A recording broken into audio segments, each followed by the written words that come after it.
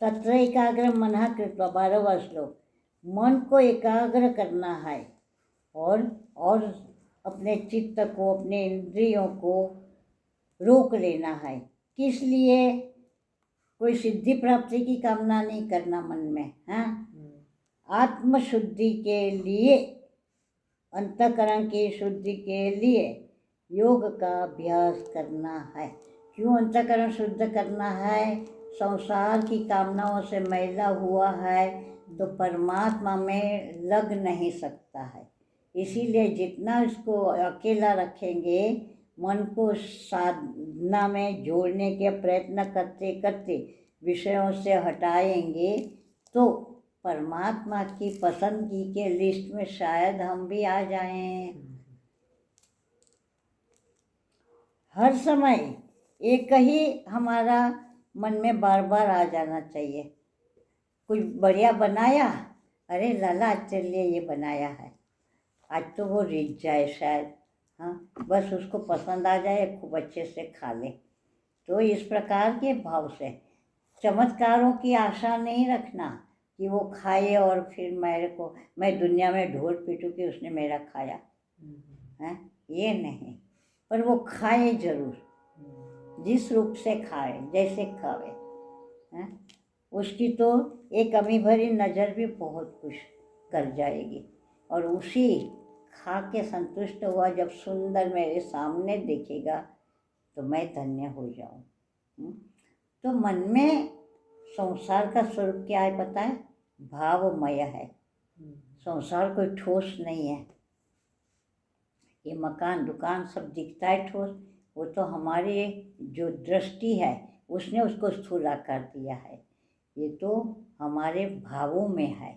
एक कलाकार जो होता है उसके मन में चित्र होते हैं और वही चित्र दीवार पर आता है। एक कलाकार के मन में एक राग, एक भावमय शब्द, सारा कीर्तन या गीत संगीत होता है, वही शब्दों में आता है, पहले उसके भाव में होता है। तो संसार का स्वरूप भाव है। हम अपना भाव जैसा करेंगे वैसा संसार हमारे सामने होगा। अब ये संसार तो कई जन्मों से हमने देखा, खूब खेला, पर तो अब हम कृष्णमय संसार बनावे तो कृष्ण आए बिना नहीं रहेगा। कृष्ण ने कहा है कि तू जैसा चाहेगा वैसा ही मिलेगा, मैं उसको वैसे बचता हूँ जो मुझे जैसे बचता है। तो भगवान झूठ नहीं बोलते, भगवान अपना वादा भी नहीं तोड़ते। पर हमने चाहा, हमने नहीं चाहा, कमी हमारी अपनी है। तो भगवान कितने रास्ते बताते हैं, सरल सरल। अगर हम कुछ पेंट करते हैं, कढ़ाई काम करते हैं, बीच में वो फैशन के भी चलते थे, जग ले आते थे, फिर उसको रंग करते थे, फिर उसमें कुछ दाने दुने जो भी जैसे है शोभा में बढ़ाते थे उसकी, करते थे। तो उसमें कितने एकाग्र होते थे।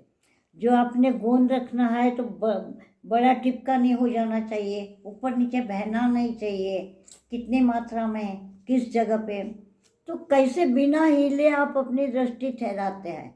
उस समय आपका मन कुछ नहीं सोचता, हटता है ना मन, हटा वो तो, और इंद्रियां और कोई काम की तरफ विचार नहीं करने देती।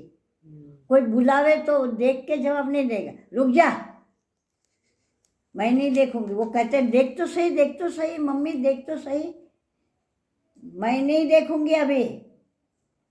हम अपने इंद्रिय को रोक रहे हैं। तो ध्यान में बैठे तब क्यों नहीं रोक सकते?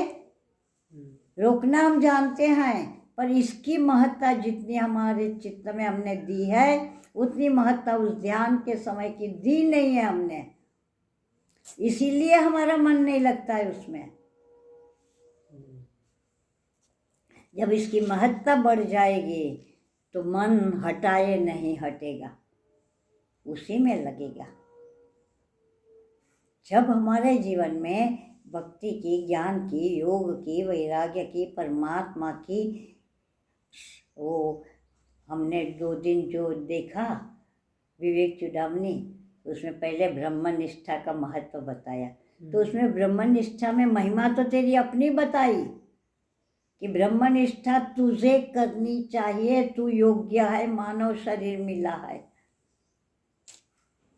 और जिज्ञासा उत्पन्न हुई है। मुमुक्षुता कहाँ प्राप्त होती है? मुमुक्षुता जागी है कि मैं संसार से हट के परमात्मा को कैसे पाऊँ, यही मुमुक्षुता है। हम वेदांत की दृष्टि से मुक्ति और बंधन को न समझ पाते हैं, तो संसार में जो पाया है उससे हट के अब मैंने परमात्मा को पाना है, वो मुमुक्षुता, वो जागी है, भले बहुत मंद है, पर फिर भी कुछ हलचल तो हुई न वहाँ। तो मुझे अब उसको समझना चाहिए, उस हलचल को महत्व देना चाहिए। मेरे बहुत लाखों जन्मों का पुण्य उदय हुआ होगा तब मेरे में ये हलचल जगी है, ये सामान्य पुण्यों का काम नहीं है। अब मैंने इस क्षण को पकड़ लेनी चाहिए और वो पकड़ी जाएगी उसकी कृपा से। जब मैं उसको कहूँगी तब वो मेरे को सहाय करेगा, बिना मांगे नहीं। बच्चा अपना आप खेलता रहता है, माँ नहीं दे, अरे खेलता है, खेलने दो। जब रोना धोना शुरू करेगा, खिलौना फेंकना शुरू करेगा कि अब तू चाहिए, तब माँ जाएगी। जब तक वो माँ की ज़रूरत नहीं महसूस करता, माँ भी छोड़ देती है। तो हमें परमात्मा के साथ इस प्रकार भगवान कितने रास्ते बताते हैं कि तूने जोड़ना है मेरे से। तू इस दुनिया में जो मानव रूप में आई है, गंगा किनारे आई है, तेरे को अंदर से गीता जी सीखने की इच्छा हुई है, वो सब मेरी कृपा की शुरुआत है, ऐसे मान। तेरी अच्छाई की शुरुआत नहीं है, पर तेरा भला होने की, कल्याण होने की शुरुआत हो चुकी है, इसको समझ। ब्रह्मनिष्ठा के महत्व में हमें हमारी अपनी लक्ष्य सिद्धि की तरफ जागृत किया। हम कौन है, क्या करने आए हैं, वो सब बताया है। वो 4-5 जो श्लोक है सर्वप्रथम, तो उसमें हमारी ही तो महिमा हमें बताई जो हम नहीं जानते। हरि ओम।